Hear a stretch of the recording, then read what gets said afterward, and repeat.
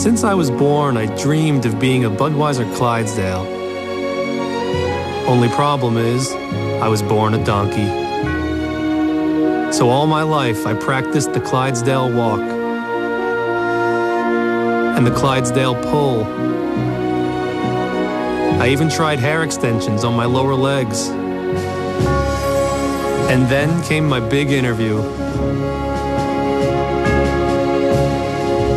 They looked me in the eye and said, "What makes you think you can be a Clydesdale, son?"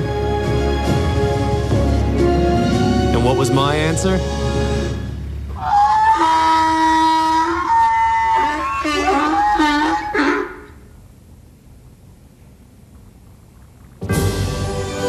I must have said something right.